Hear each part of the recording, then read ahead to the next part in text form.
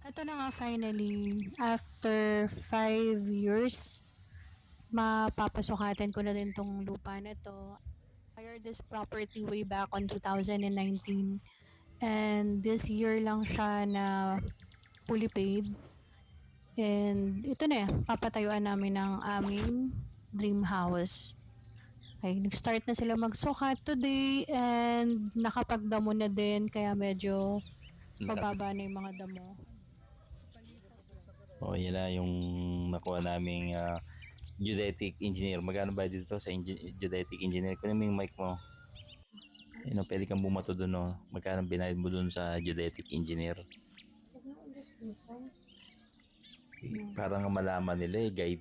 Parang meron silang guide Okay lang yun. Wala na naman tayo itatago rito. Magkano binayad mo? Para dun sa napakagaling nating geodetic engineer. Ilan na yung sukat ng lupa? 110 square meters. Dalawang lote yan, di ba? Okay. So, itong hinuhukay nilang mga ilalagay na kasi hinuhukay yung pader yan, di ba? Bakod. Gaano kataas yun sa likod? 7 feet. Tapos yung sa harap 6 feet yata yan, di ba? 4 feet lang yan. Okay. Mga matatalino, pag-ingat kayo sa mga kuha na gagawa ng mga bahay nyo. Pagkatapos magdamo ng mga yan, magdadamo na rin yung mga yan. Pagkatapos magdamo, iinom habang gumagawa. Kaya kahit man lang isa dyan, kailangan may nagbabantay sa inyo. Yan yung mga asinta para sa pader, mga ang lalim yan, wala pang mga 1 meter. Yan magpo-poste. Ilan ang poste na ito nilagay nila?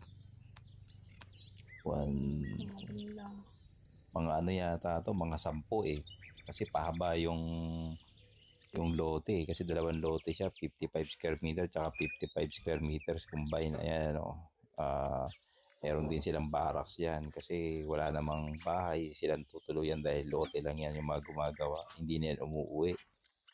Tinatapos na nila yan mga may tambak ng mga hollow blocks dyan, mga bakal, kailangan dyan sila matulog para mabantayan, mawawala yan. Alam mo naman sa panahon ngayon maraming kawatan, mga magnanakaw. Ayan.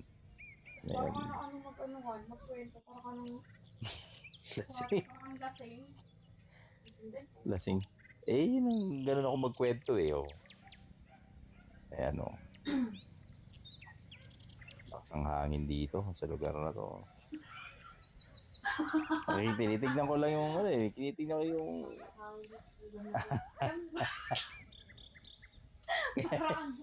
parang ready mo makapag-utas dyan, ha? Antok na kasi, katatapos lang ng trabaho, inaantok na ako. Alam mo. Okay na yan. Ang mahalaga, nalaman nila yung impormasyon na yan. Ayan, nagpupulit.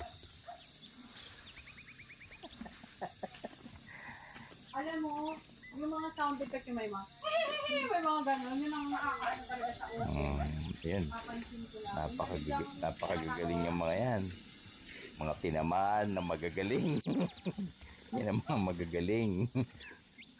Bilib talaga ako sa kanila. Kaya last na nila yan.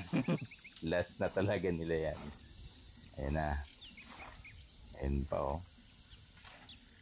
Pakala mo